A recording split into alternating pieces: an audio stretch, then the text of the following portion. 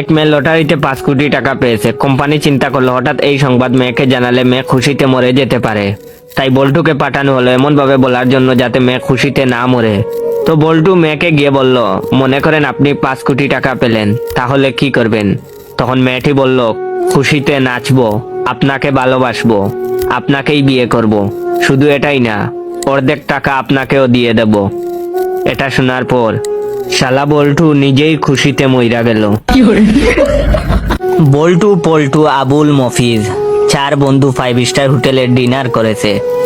Dinner শেষে 4 জন বিল দেওয়া নিয়ে তর্ক করছে। এ বলে আমি বিল দেব, ও বলে আমি বিল দেব।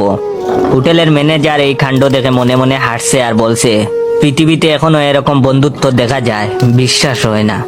আমারও যদি এরকম বন্ধু থাকতো। এক পর্যায়ে 4 জন মিলে সিদ্ধান্ত নিল যে একটি দৌড় প্রতিযোগিতা হবে। প্রতিযোগিতায় যে জয়ী হবে সে বিল পরিশোধ করবে। হোটেলের ম্যানেজার হুইসেল বাজালো। 4 জন একসাথে দৌড় দিল। ম্যানেজার তাদেরকে উৎসাহ দিতে লাগলো। সেই যে তারা দৌড় দিল আর ফিরে আসেনি। গল্পটা আজ থেকে 50 বছর আগের।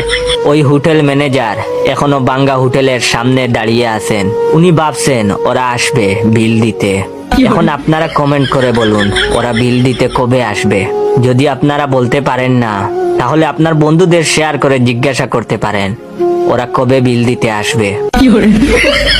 বিদ্যুতের এমন কর্মকাণ্ড দেখে আমি আমার ছাত্রলীগের এক বন্ধুকে বললাম, কিরে বন্ধু, এতদিন ধরে দেশে উন্নয়ন হচ্ছে বললি, তাইলে এখন লোডশেডিং করে কেন?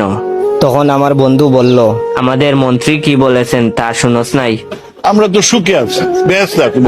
এখন তুই বল, বেহেশতে কি কারেন্ট লাগে?